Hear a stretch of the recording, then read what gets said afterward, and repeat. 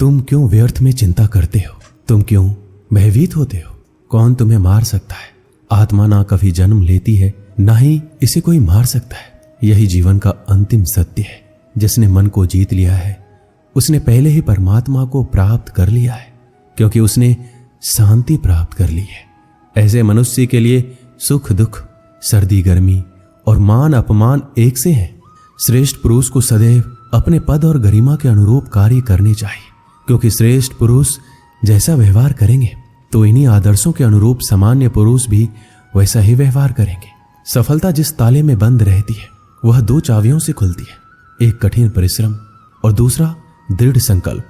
मैं भूतकाल, वर्तमान और भविष्यकाल के सभी जीवों को जानता हूं, लेकिन वास्तविकता में मुझे कोई नहीं जानता है। जो दान कर्तव्य समझकर बिना किसी संकोच के किसी जरूरतमंद व्यक्ति को दिया जाए वह सात्विक माना जाता है।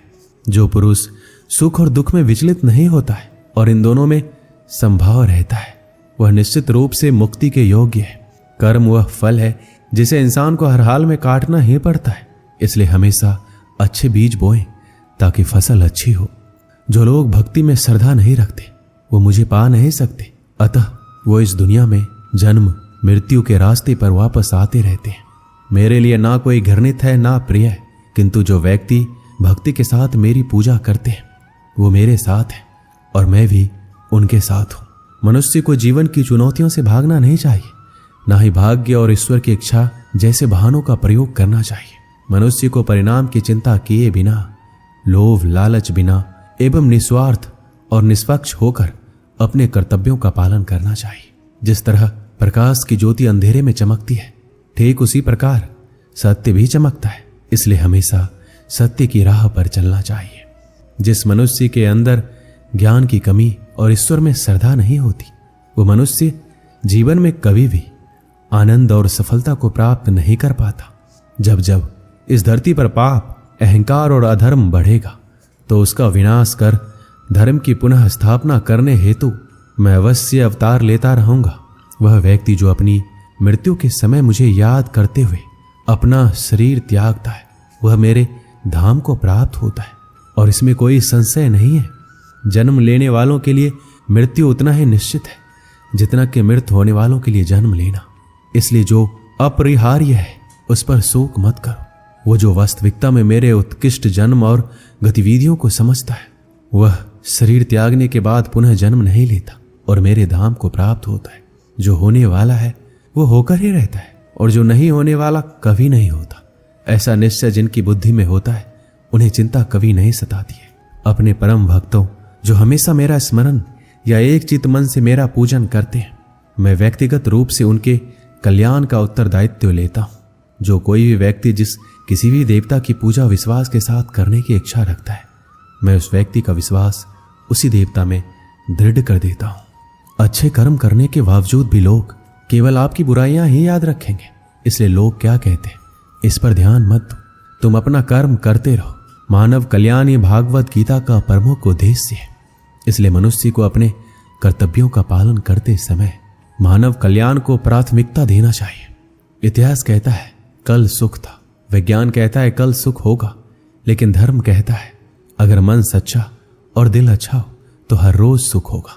क्रोध से भ्रम पैदा होता है, भ्रम से बुद्धि व्यग्र होती है, जब बुद्धि व्यग्र होती है तो तर्क नष्ट हो जाता है, और जब तर्क नष्ट होता है तब व्यक्ति का पतन होता है।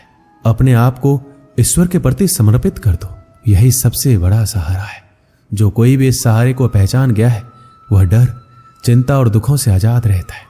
मनुष्य को अपने कर्मों के संभावित परिणामों से प्राप्त होने वाली विजय या पराजय, लाभ या हानि, प्रसन्नता या दुख इत्यादि के बारे में सोचकर चिंता से ग्रसित नहीं होना चाहिए। ना तो यह शरीर तुम्हारा है, ना ही तुम इस शरीर के मालिक हो। यह शरीर 5 तत्वों से बना है, आग, जल, वायु, पृथ्वी और आकाश। एक दिन यह शरीर इन्हीं 5 तत्वों में विलीन हो जाएगा। मनुष्य का मन इंद्रियों के चक्रव्यूह के कारण भ्रमित रहता है, जो वासना, लालच, आलस्य जैसी बुरी आदतों से ग्रसित हो जाता है। इसलिए मनुष्य का अपने मन एवं आत्मा पर पूर्ण नियंत्रण होना चाहिए। मनुष्य को अपने धर्म के अनुसार कर्म करना चाहिए। जैसे विद्यार्थी का धर्म विद्या प्राप्त करना, सैनिक का धर्म देश की रक्षा करना। जिस मानव का जो कर्तव्य है उसे वह कर्तव्य पूर्ण करना चाहिए। मैं सभी प्राणियों को समान रूप से देखता हूं। मेरे लिए ना कोई कम प्रिय है ना ही ज्यादा, लेकिन जो मनुष्य मेरी प्रेम पूर्वक आराधना करते हैं वो मेरे भीतर रहते हैं और मैं उनके जीवन में आता हूं। तुम्हारा क्या गया जो तुम रोते हो? तुम क्या लाए थे जो तुमने खो दिया? तुमने क्या पैदा किया था जो नष्ट हो गया? तुमने जो लिया यहीं से लिया, जो दिया यहीं पर दिया। जो आज तुम्हारा है कल किसी और का होगा, क्योंकि परिवर्तन ही संसार का नियम है। जो मनुष्य जिस प्रकार से ईश्वर का स्मरण करता है उसी के अनुसार ईश्वर उसे फल देते हैं। कंस ने श्री कृष्ण को सदैव मृत्यु के लिए स्मरण किया तो श्री कृष्ण ने भी कंस को मृत्यु प्रदान की। अतः परमात्मा को उसी रूप में स्मरण करना चाहिए जिस रूप में मानव उन्हें पाना चाहता है। भगवान प्रत्येक वस्तु में, प्रत्येक जीव में मौजूद है। आत्मा अमर है, इसलिए मरने की चिंता मत करो। आत्मा का अंतिम लक्ष्य परमात्मा में मिल जाना होता है, इंसान नहीं। उसका मन किसी का दोस्त या दुश्मन होता है। बड़प्पन वह गुण है जो पद से नहीं संस्कारों से प्राप्त होता है। व्यक्ति या जीव का कर्म ही उसके भाग्य का निर्माण करता है। वर्तमान परिस्थिति में जो तुम्हारा कर्तव्य है वही तुम्हारा धर्म है। मन बहुत चंचल है जो इंसान के दिल में उथल पुथल कर देता है। जब वो अपने कार्य में आनंद खोज लेते हैं तब वो पूर्णता प्राप्त करते हैं। जीवन में कभी भी किसी से अपनी तुलना मत कीजिए। आप जैसे हैं सर्वश्रेष्ठ हैं। बुरे कर्म करने नहीं पड़ते, हो जाते हैं, और अच्छे कर्म होते नहीं, करने पड़ते हैं। जो अपने मन में नियंत्रण नहीं रखता वह स्वयं का सने सने शत्रु बन जाता है। बुद्धिमान व्यक्ति को समाज कल्याण के लिए बिना आसक्ति के काम करना चाहिए। स्वार्थ संसार का एक ऐसा कुआं है जिसमें गिरकर निकल पाना बड़ा कठिन होता है। सेहत के लिए योग और किसी की जरूरत पर सहयोग, दोनों से ही जीवन बदलता है।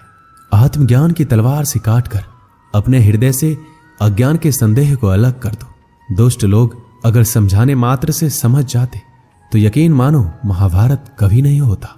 मनुष्य अपने विश्वास से निर्मित होता है। वो जैसा विश्वास करता है वैसा बन जाता है। मान अपमान, लाभ हानि, खुश हो जाना या दुखी हो जाना सब मन की शरारत है जिसे तुम अपना समझकर मग्न हो रहे हो। बस यही प्रसन्नता तुम्हारे दुखों का कारण है। उस इंसान का मंजिल से भटक जाना तय है जिसकी संगत में नकारात्मक लोग रहते हैं। प्रेम सदैव माफी मांगना पसंद करता है और अहंकार सदैव माफी सुनना पसंद करता है।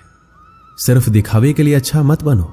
मैं आपको बाहर से नहीं बल्कि भीतर से जानता हूं। जो इस लोक में अपने काम की सफलता की कामना रखते हैं वो देवताओं का पूजन करते हैं।